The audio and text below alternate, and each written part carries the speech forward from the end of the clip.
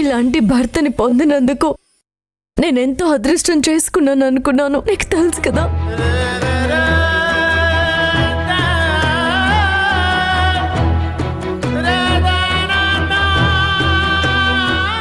ఈ ప్రపంచాన్ని నేను గెలిచినట్టు అనిపించేది.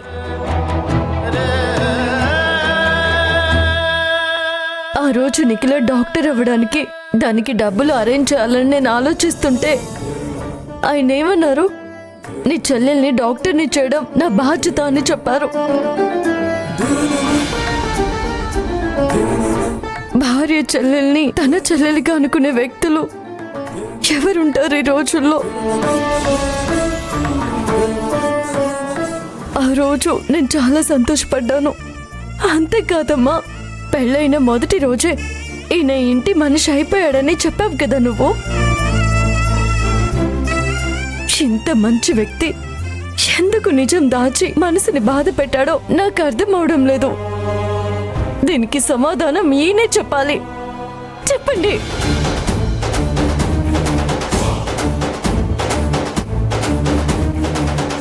చెప్పండి.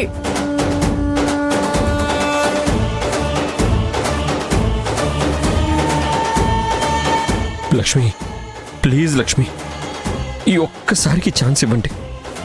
నేను అన్ని సెట్ చేస్తాను. దయచేసి నన్ను నమ్మండి లక్ష్మి, ప్లీజ్. చూడు లక్ష్మి, జీవితంలో అన్ని మనం చేసుకున్న కర్మానుసారంగా జరుగుతూ ఉంటాయి. దాన్ని ఎవరూ మార్చలేరు. అందుకే ఎలాంటి సమస్యనైనా ధైర్యంగా ఎదిరించాలి. మీ మధ్య ఉన్న ప్రేమకి విధి పరీక్ష పెట్టుండొచ్చు కదా. ఇప్పుడు నువ్వు అల్లుడు గారికి తోడుగా నిలబడాలి. ముందు మీరిద్దరూ కలిసి మీ కాపురం ఎలా నిలబెట్టుకోవాలని ఆలోచించండి.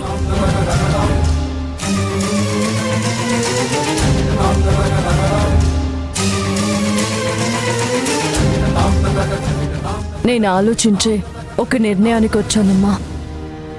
ఈ తప్పుని సరిదిద్దాలంటే ఒకటే దారి. ఇప్పుడు అత్తయ్య వచ్చాక నేనే నిజం చెప్పేస్తాను.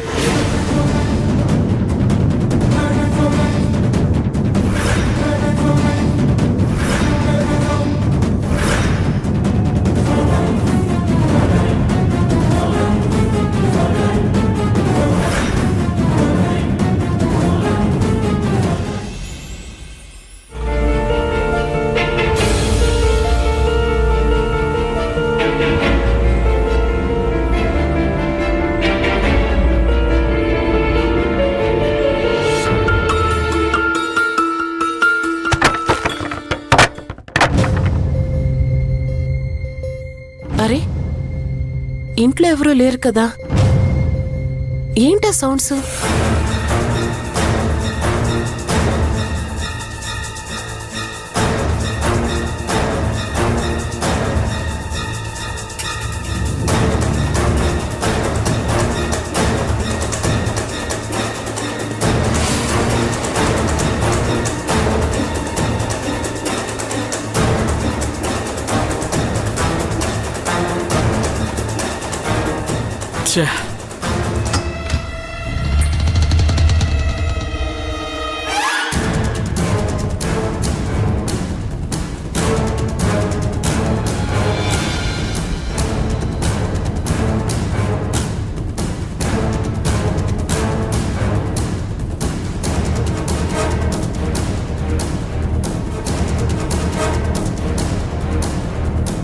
ఫ్యాన్ తిరుగుతుందేంటి?